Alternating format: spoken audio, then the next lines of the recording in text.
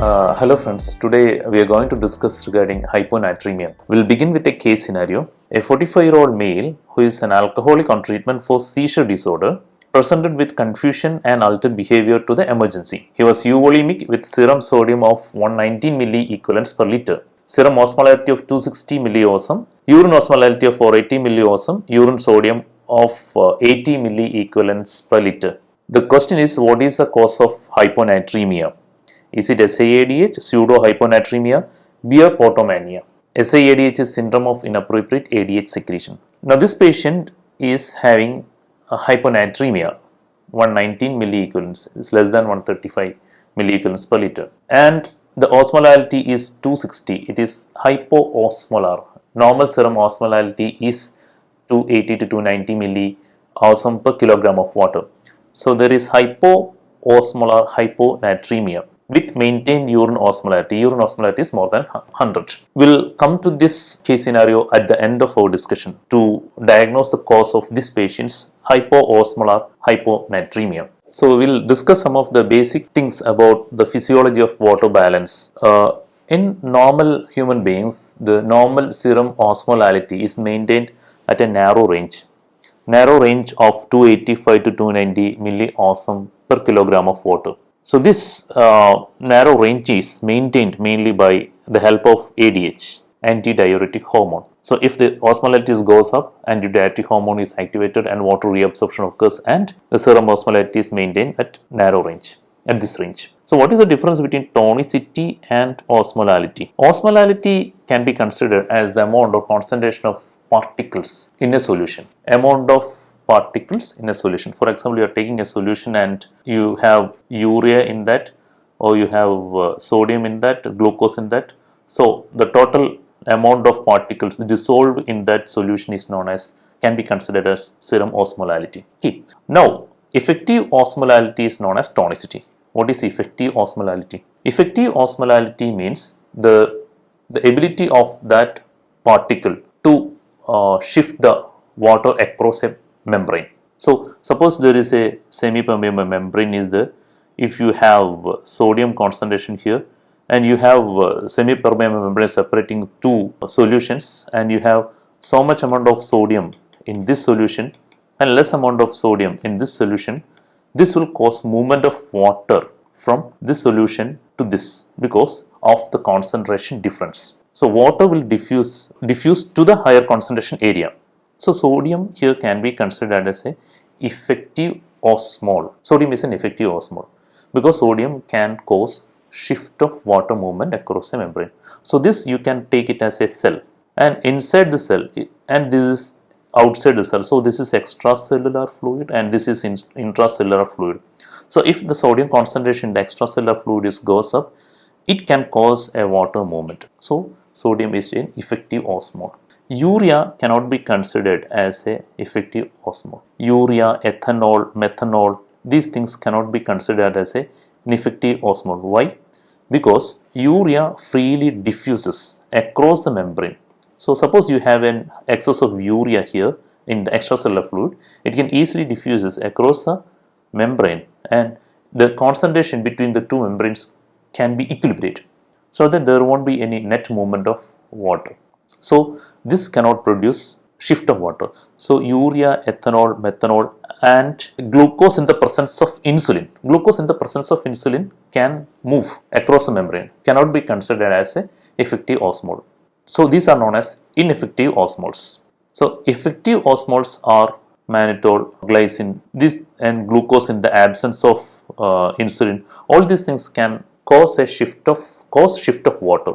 Okay, so these things can be considered as an effective osmol, and urea, ethanol and methanol are ineffective osmols. So when there is a change in the osmolarity due to some reason, the osmolarity is changed. Osmolarity is moving up, like a slight upward trend in osmolarity will cause rapid release of ADH from the posterior pituitary, and this will help to maintain the osmolarity back to normal by absorption of water in the distal collecting in the kidney. So there should be release of ADH and kidney should be intact. Kidney should have the property to concentrate and dilute. Suppose the the concentration goes down, ADH should be suppressed, and there should be dilution of urine. So kidneys should have the concentrating and diluting ability to maintain the osmolarity to the normal. Kidney can dilute and concentrate. The urine can vary. The osmolarity of the urine can vary even from 50 to 100 milliosm per kilogram of water to more than 1000 up to 1200 to 1400 milliosm. And the urine volume also, it can vary from 50 ml per day to even up to 20 liter per day according to the need of the body to maintain the osmolarity in a narrow normal range. So if there is any imbalance of these factors involving the osmolarity, there will be problems. Loss of free water loss leading to hyponatremia and water retention leading to hyponatremia. We will come to that. Now, if there is ADH secretion, this ADH will come and attach to the distal collecting duct, where the urgent vasopressin, that is ADH, will go and attach to a V2 receptor on the collecting duct, distal collecting duct in the kidney, and it can move the aquaporin receptors to the surface so that water can be reabsorbed through the collecting duct. It also has a mechanism of action. It can attach the urea transporter to the surface, and it will increase urea reabsorption also. So aquaporin receptors, this is the luminal side, this is the basolateral side. Through ADH or urgent vasopressin, there will be water and urea reabsorption.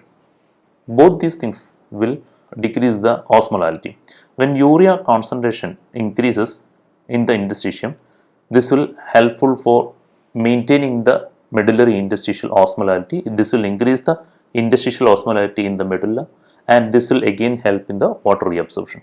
Okay, so ADH, the site of action is distal collecting duct through V2 receptors, and it will increase the aquaporin receptors and urea transporters in the luminal surface. Now, one important concept when we think about hyponatremia is the difference between body tonicity and volume status. In our physiological balance in our body, the tonicity, which means osmolality, effective osmolality, and volume, hypovolemia and hypervolemia, are regulated separately. These are two different mechanisms. So if the patient is having a slight increase in osmolality, so tonicity is increased from 285 to 290. This is the normal. From 285 it is gradually increasing. So immediately ADH will be released from the posterior pituitary, and what will do ADH will do water reabsorption and maintain the tonicity back to normal. Okay. If there is any problem with the volume, suppose there is hypervolemia, or if there is any volume loss due to some reasons, vomiting, blood loss, or diarrhea, the patient is having low BP, low skin turgor, and the patient is having volume loss. So volume loss is sensed by carotid arch and aortic baroreceptors. Carotid arch, aortic body, baroreceptors are there. This will sense the volume loss, and it will try to maintain the BP. So there will be volume loss, there will be low BP, and carotid body and aortic arch baroreceptors are there. This will try to maintain the BP. What are the mechanisms to maintain the BP? It will first try to increase the sympathetic activity so that it will constrict the arterioles, so arteries to maintain the blood pressure. It can activate the renin, angiotensin, aldosterone system, so it will try to reabsorb sodium, and it can maintain the body volume, renin, angiotensin, aldosterone system activated. And last mechanism, it can act as ADH. So ADH here will be the last mechanism to act to increase the water reabsorption. So to act ADH, there should be significant volume loss. So because ADH is the last mechanism to wrap up the volume, to maintain the body volume back to normal. But here, if there is any change in tonicity, which is sensed by the osmoreceptors, not the baroreceptors, it is sensed by the osmoreceptors in the hypothalamus. Osmoreceptors in the hypothalamus, and immediately there will be release of ADH. ADH is the first release ADH will be released first, and there will be water reabsorption to maintain the tonicity. So tonicity and volume both are regulated separately. Tonicity through ADH alone and volume through sympathetic renin-angiotensin, and finally ADH also will be active. So the problems of tonicity occurs by water reabsorption and water loss. So this will be problems related to water reabsorption, water. So water problems. This, if it is excessive water reabsorption is there will be hyponatremia, and if it is excessive free water loss, there will be hypernatremia. So the problems of water reabsorption and water excretion will lead to hypernatremia and hyponatremia. The problems of volume, if there is excessive sodium retention through sympathetics and renin-angiotensin, it can cause hypervolemia and hypovolemia if the opposite occurs. So if the patient can have hypervolemia, hypovolemia, hyponatremia, hypernatremia, any combination. If excessive free water loss, there will be hypovolemia along with free water loss. If it is excess, the patient can have hypovolemic hypernatremia. The patient can have hypervolemic hyponatremia, hypovolemic hyponatremia, hypovolemic hyponatremia, and hypervolemic hyponatremia. Any combination can have. So if the osmolality increases, there will be initially ADH release. So this one is related to osmolality. If it is isovolemic increase in osmolality also, there will be plasma AVP release. So plasma AVP release will occur in hypovolemia also, but that will be bit delayed. Okay, if there is isoosmolar hypovolemia occurs also, there will be AVP release. But the main stimulus of AVP release is osmolality. Okay, there is slight increase in osmolality, it can produce AVP release, but there should be large volume loss to produce AVP release. Now, if the patient osmolality is maintained at 280 to 290, this will be the normal. There is a slight increase in osmolarity. So what will happen? There will be release of vasopressin. And there will be stimulation of thirst also. If the osmolarity is slightly increased, there will be rapid release of vasopressin, and if it is keep on increasing, there will be stimulation of thirst. So what will happen? This will increase the concentration of urine. There will be vasopressin related water reabsorption, and this water reabsorption cause concentration of urine. So this will maintain the osmolality back to normal by drinking water and by reabsorption of water and by maintaining a concentrated urine. So normally if the serum osmolarity goes up, urine concentration or urine osmolarity should go up if AVP or ADH is intact and kidney concentration mechanisms are intact. Normal kidney, normal ADH or normal AVP, if the osmolarity goes up, urine osmolarity should go up. Okay. On the contrary, the same, if the osmolarity goes down, there will be suppression of thirst and there will be suppression of AVP release and there will be dilute urine. So normal kidney, there is no problem with the concentration and dilution, and normal AVP, normal individual, serum osmolarity goes up, urine osmolarity should go up. Serum osmolarity goes down, urine osmolarity should go down. So suppose in hyperosmolar, there will be suppression of vasopressin and there is concentration urine.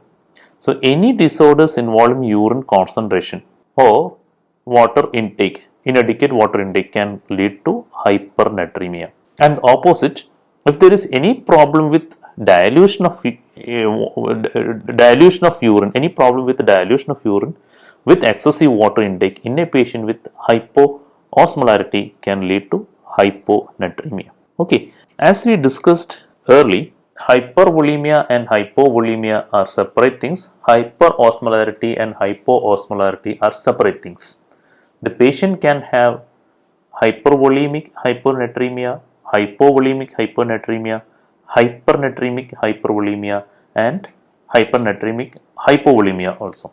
So any combination of things can occur in the case of osmolarity and tonicity and volemia. So when you see a patient is having hyponatremia, the first thing we should do to confirm it is true hyponatremia. The patient's serum sodium is less than 130 or 135 milliequivalents per liter. So you have confirmed there is hyponatremia and the investigation showing less than 135. Usually the symptoms mild symptoms or severe symptoms won't occur if the serum sodium is less than 125 milliequivalents per liter. So you see a report like this, serum sodium is less than 135 or serum sodium is less than 120. The first thing we'll do is to rule out pseudo hyponatremia. We should do serum osmolarity. In a true hyponatremia, serum osmolality will be low. So true hyponatremia will be having hypoosmolar serum plus hyponatremia with hypoosmolar serum. So you should measure the serum osmolality. How do you assess serum osmolality? Serum osmolality you can assess by two methods. One, calculated serum osmolality, and second is measured serum osmolality. In the first few slides we discussed that osmolality is a thing of dissolved particles. So the main particles which produce effective osmolality or osmolality in the serum are sodium, urea and glucose. So you can calculate the serum osmolality if you know the sodium values, blood urea nitrogen values and glucose. So the approximate osmolality you can calculate by the formula 2 into sodium, blood urea nitrogen by 2.8 and glucose by 18. So this will give you approximate serum osmolality. So this is known as calculated osmolality. But when there is hyponatremia, you should measure the sodium, you should measure the osmolality by osmometer.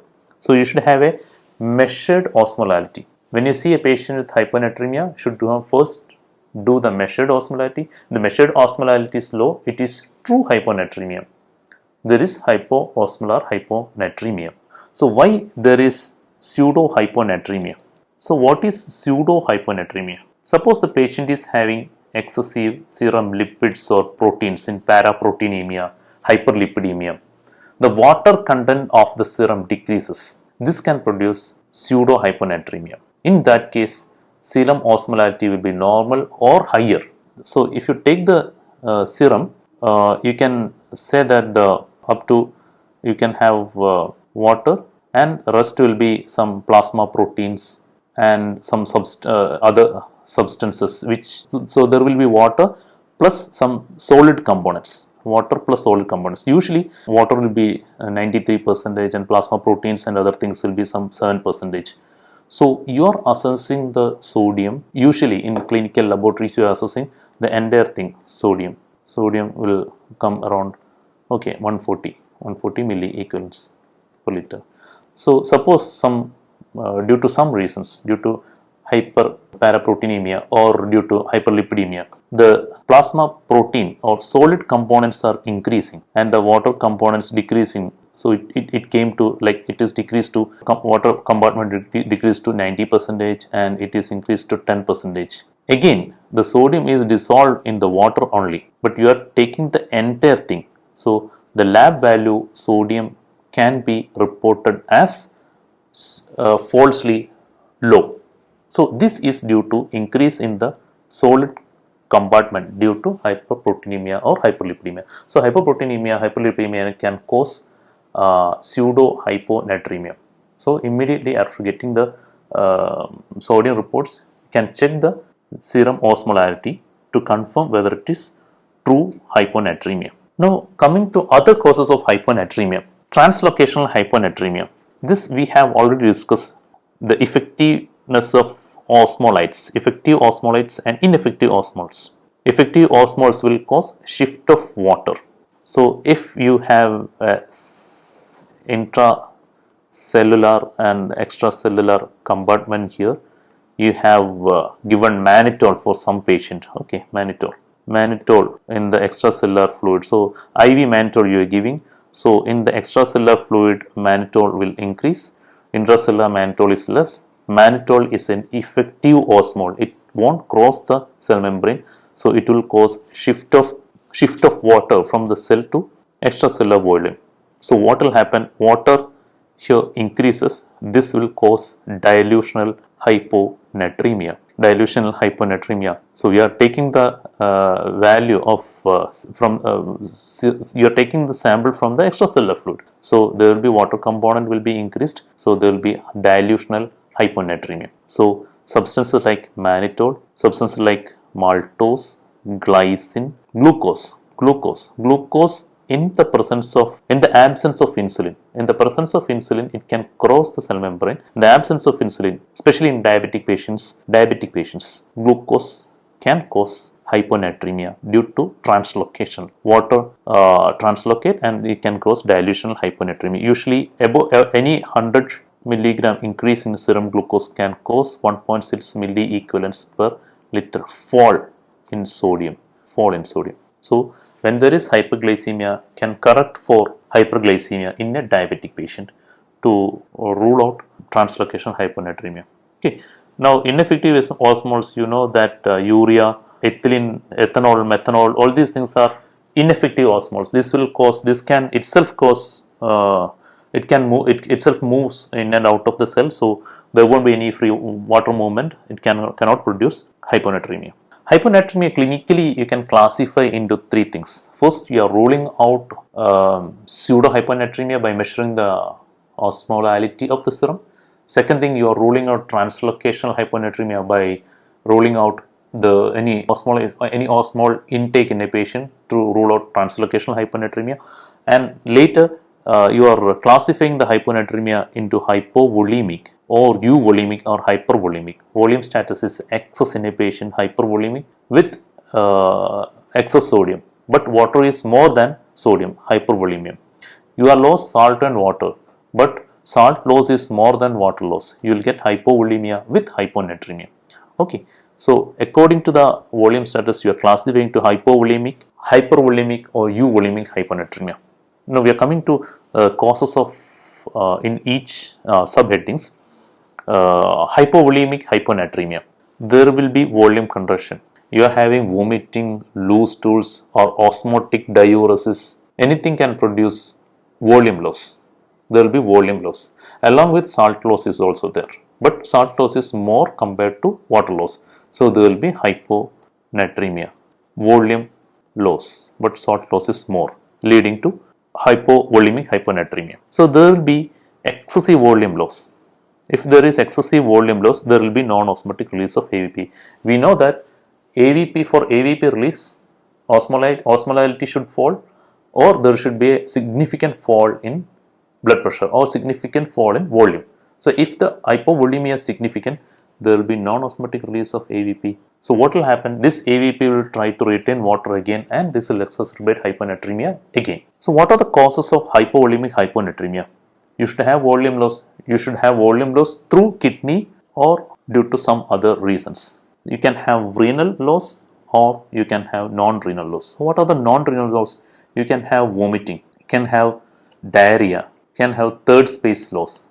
Third space loss in patients with burns, sepsis, pancreatitis. All these can produce third space losing. So all these are non-renal cause. How will you identify whether it is renal loss or non-renal loss? You can measure the urine sodium. Okay, sometimes urine chloride. Okay, urine sodium or urine electrolytes. You can measure urine sodium. So if the sodium is more in the urine, it is the salt and water loss is through urine. If it is less than 20 millimoles per se, it is through extrarenal loss. This and all not needed. If a patient is coming to you with significant loose stools and hyponatremia, it is evident that the loss is through extrarenal, and you can correct the patient with normal saline.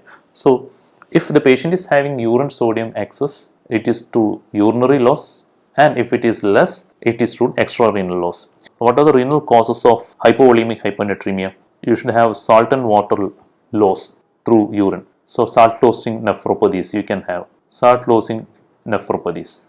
what are the salt-causing nephropathies? If the patient is having tubulointerstitial kidney disease, CKD, all these patients can have water and salt losing because the kidney's ability to retain salt and water is lost. For simple explanation, the kidneys are failing. So we can have loss, salt-causing nephropathies. Usually in CKDs, in tubulointerstitial kidney disease, you can have this. So this patient can have hypovolemic hyponatremia. Or you are adding substances like osmotic agents, osmotic diuretic agents. This will produce salt and water loss through kidney. Mannitol can produce salt and water loss. Diuretics can produce, mainly thiazide diuretics, can produce hypovolemic hyponatremia. Another entity is cerebral salt wasting.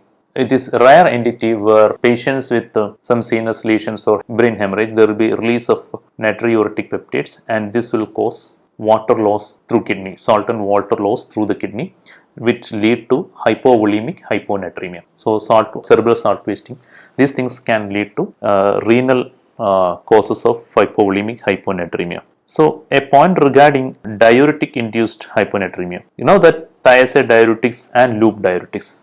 What is the difference between loop diuretics and thiazide diuretics? Loop diuretics will act on thick ascending loop of Henle. Thiazide diuretic distal convoluted tubule can inhibit sodium potassium 2 chloride minus to sodium potassium 2 chloride minus channels in the thick ascending loop of Henle and thiazide sodium chloride channel. So when this channel, it will decrease the medullary osmolality. So medullary osmolality is needed for water reabsorption when AVP or ADH acts distal tubules for water reabsorption. This medullary osmolality is needed. So loop diuretics will inhibit the sodium potassium 2 chloride in the thick ascending limb, and this will, if sodium and potassium reabsorption is not occurring, this will decrease the osmolality in the medullary interstitium, and loss of medullary interstitium will lead to decreased action of arginine vasopressin. What is the action of arginine vasopressin? Arginine vasopressin will try to reabsorb water. So water reabsorption is not actively acting if there is loop diuretics. So there will be water loss, mainly electrolyte free water loss. So if there is loop diuretics, it can occur electrolyte free water loss. So usually loop diuretics won't produce hyponatremia. On the contrary, thiazide diuretics can inhibit the sodium chloride channels in the distal convoluted tubule and can produce hypovolemic hyponatremia. Okay. So loop diuretics will cause loss of medullary osmolality. This loss of medullary osmolality is required for AVP action. What is AVP action? AVP action is water reabsorption. So water reabsorption is not acting properly. So free water loss will occur in loop diuretics compared to thiazide diuretics. So there will be loss of sodium and water, and there will be loss of sodium in the thiazide diuretics, and the hyponatremia is unlikely in loop diuretics. Okay. Now coming to hypovolemic hyponatremia. Know that water retention is there, but salt retention also occurs. If the salt retention is water retention along with salt retention, you have volume overloaded symptoms, like if the patient is having cardiac failure, hepatic failure, or nephrotic syndrome, and in CKD, all these patients can have impaired water excretion. Along with water excretion, salt excretion also impaired, but water retention is more compared to salt retention, sodium retention, and this will lead to hyponatremia. So the classical examples are cardiac failure, hepatic failure, and advanced renal failure and nephrotic syndrome. All this can produce water retention more than salt retention, leading to hypervolemic hyponatremia. Coming to euvolemic hyponatremia, the patient have the volume status is normal and the patient is having hyponatremia. You can have multiple reasons for this. For example, glucocorticoid deficiency. Glucocorticoid deficiency or primary or secondary glucocorticoid deficiency can lead to AVP release, slightly increased AVP release. This AVP or IDH can cause water retention and can produce hyponatremia. Okay, hyponatremia. So the thing you have to remember is you can have adrenal enzyme deficiency, both mineralocorticoid deficiency and glucocorticoid deficiency. Okay, in glucocorticoid deficiency, as we see, glucocorticoids are enzymes which have usually have an inhibitory action on arginine vasopressin. Usually it have an inhibitory action on arginine vasopressin. So if the glucocorticoid is deficient, the inhibitory action is lost and AVP release will be there and water retention producing hyponatremia, and usually it will be euvolemic and can produce euvolemic hyponatremia. Okay. Mineralocorticoid, on the other hand, mineralocorticoid deficiency can produce decreased salt and water retention in the kidney, renal kidney. So there will be renal loss of salt and water, leading to hypovolemic hyponatremia. So if there is mineralocorticoid deficiency, it can produce hypovolemic hyponatremia. If there is glucocorticoid deficiency, it can produce euvolemic hyponatremia. Glucocorticoid deficiency usually due to mild ADH release. Now hypothyroidism. Severe hypothyroidism can produce hypovolemic hyponatremia. Euvolemic hyponatremia. Severe hypothyroidism can release severe hypothyroidism in the sense that the patient should have usually myxedema coma. In that stage, the patient can have cardiac failure, and this cardiac failure can lead to AVP release, and AVP release can again lead to water retention and hyponatremia.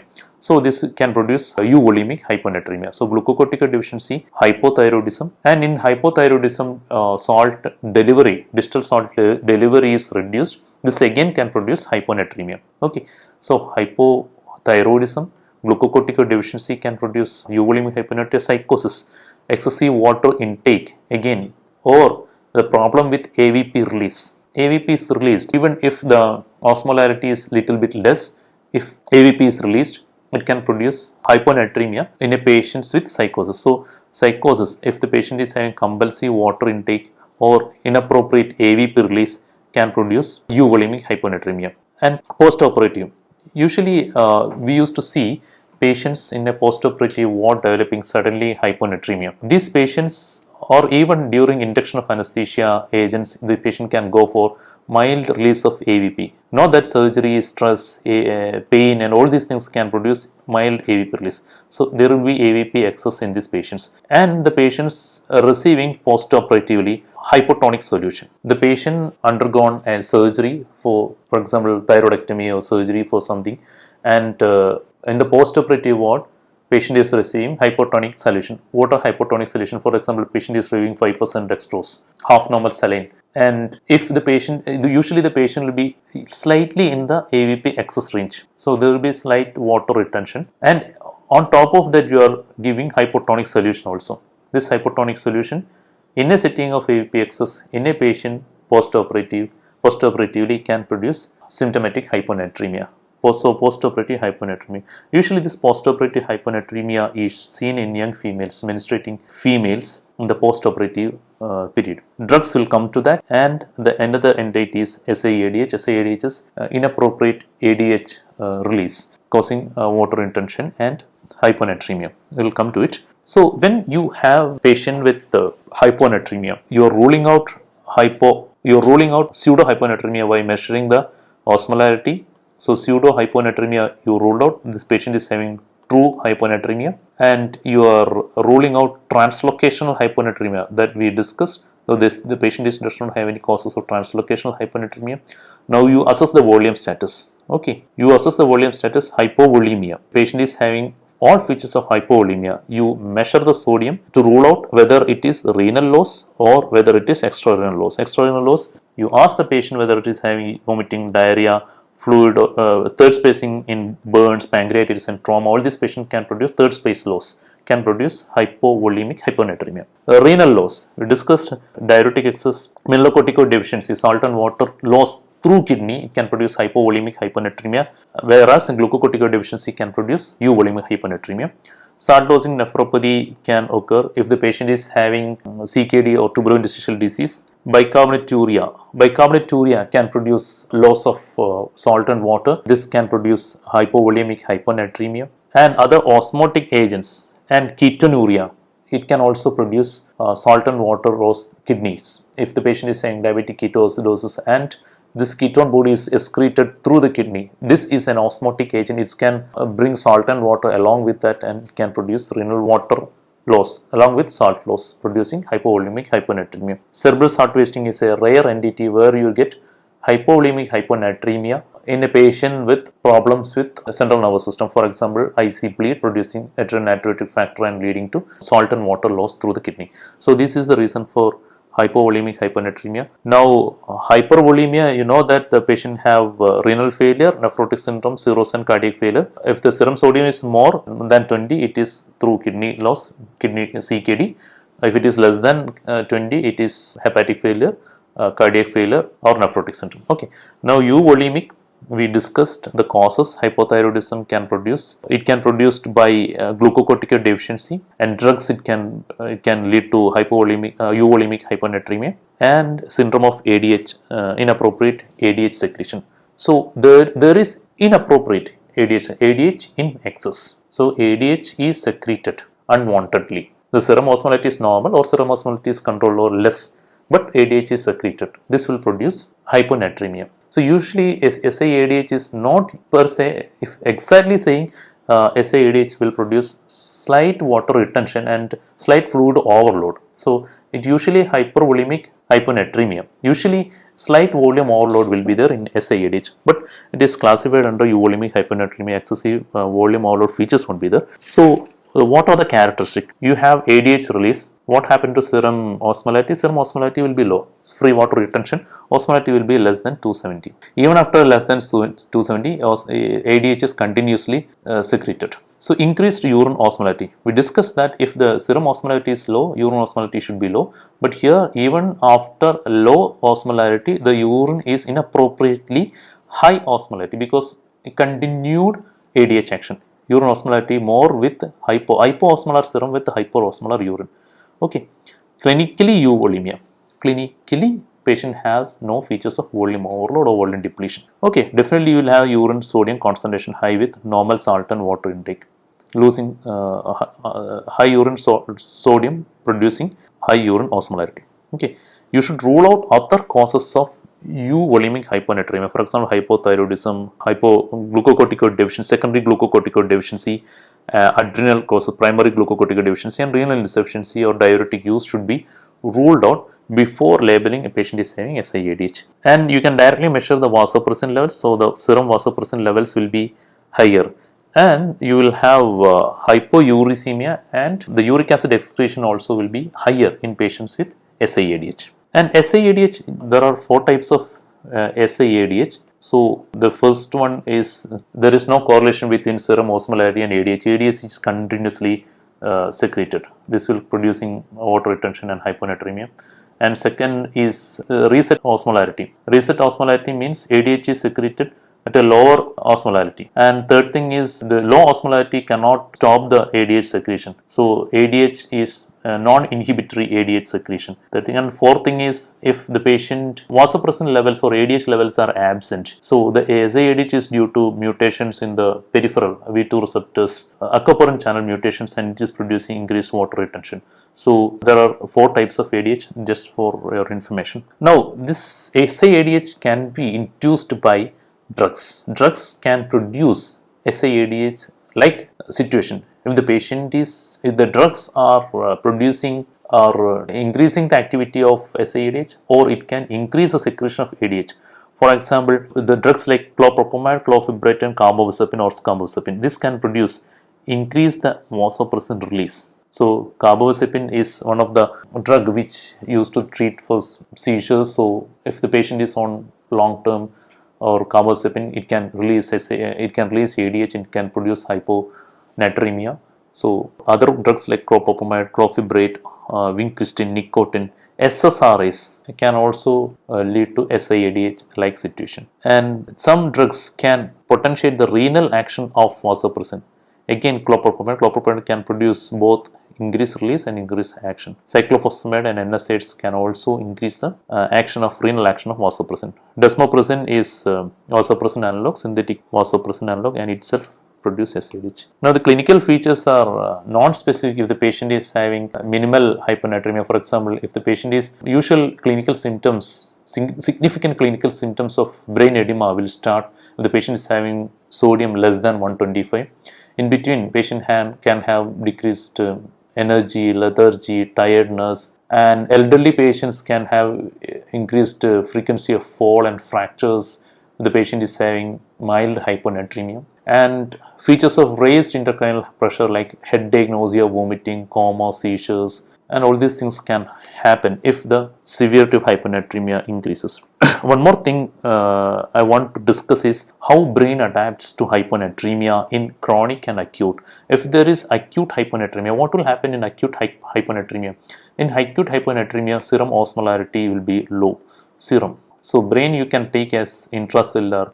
So brain is cell here. So serum osmolarity is low. Serum osmolarity low means serum sodium came down. So what happens? Osmolarity low, the water will shift from serum to brain cells. So it can increase the brain edema. So brain edema, it can happen, the movement of water into the brain can produce brain edema.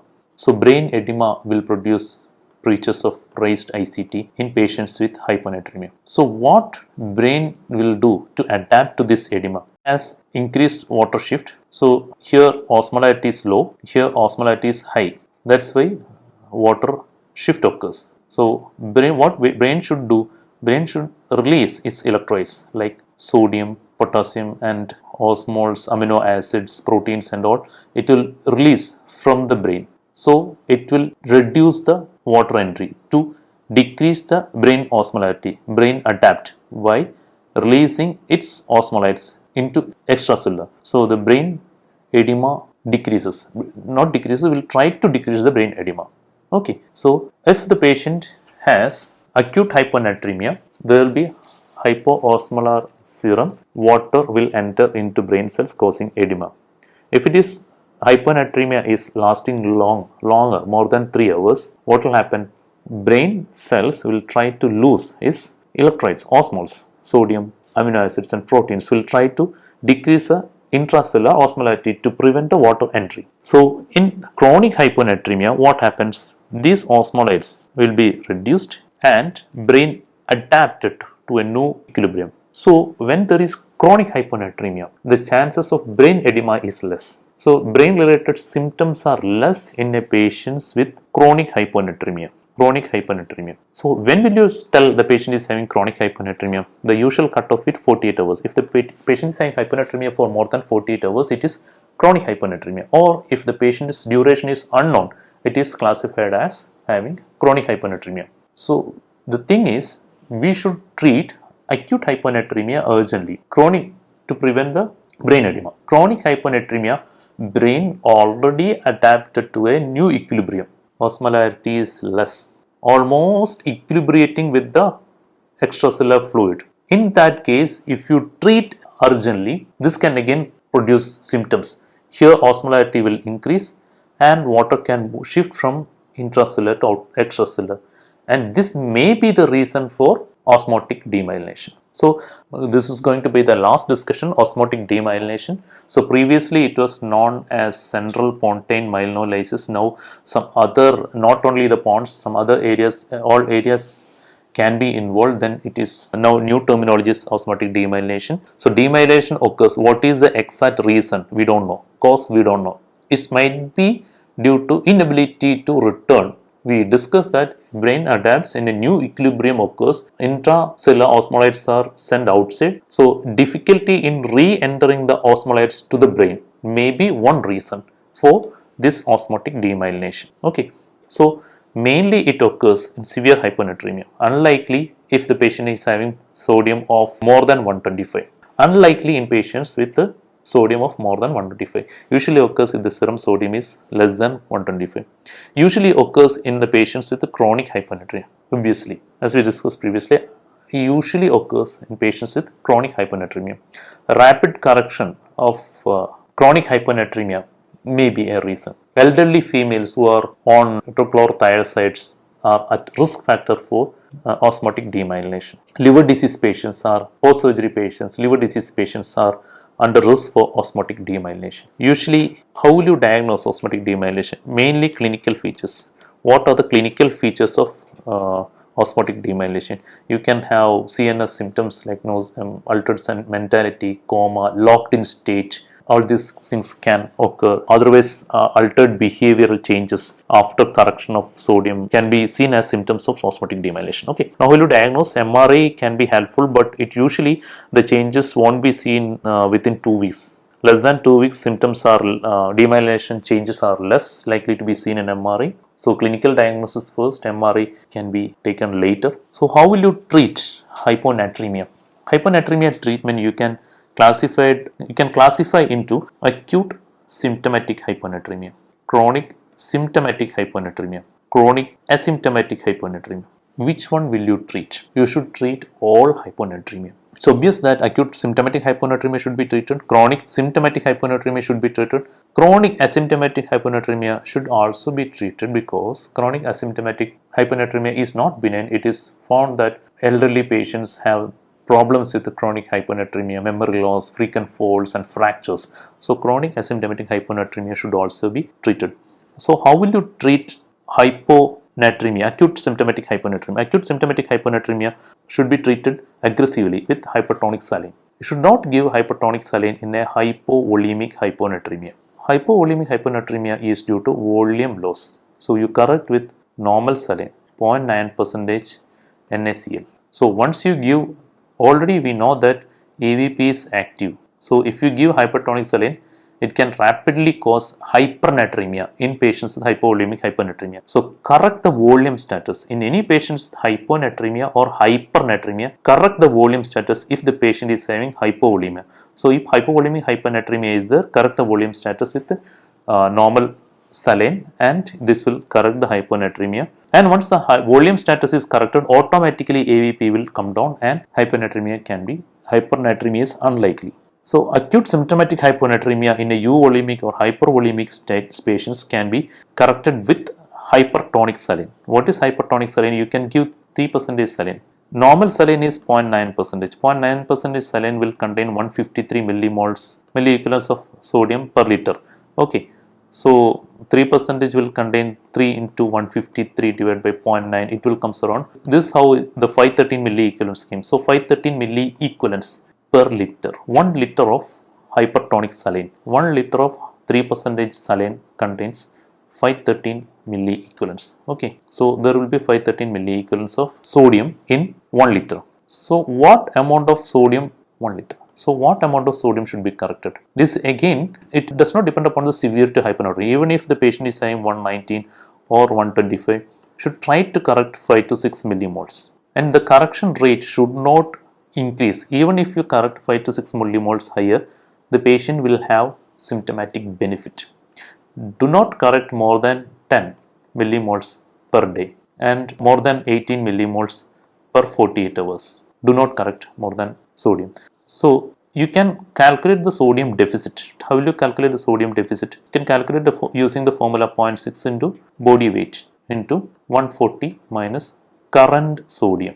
This will give you the total sodium deficit, but we are not going to correct entire sodium on the first day or first hour. You have to correct less than 10 millimoles per day only. So you will get a value here if usually 0.6 into body weight into 70 kg into 140 minus 120. So you will get some values, how much sodium should be corrected, what is the sodium deficit, and this sodium you are not going to correct the entire sodium, you are correcting 10 milliequivalents maximum per day. So another method to correct acute symptomatic hyponatremia is to give 1 to 2 millimoles per kilogram per hour of 3% saline, and you reassess every 1 to 2 hours the sodium and potassium every hour, and once the appropriate amount is corrected or 5 to 6 millimoles are corrected, you can reduce the correction rate, and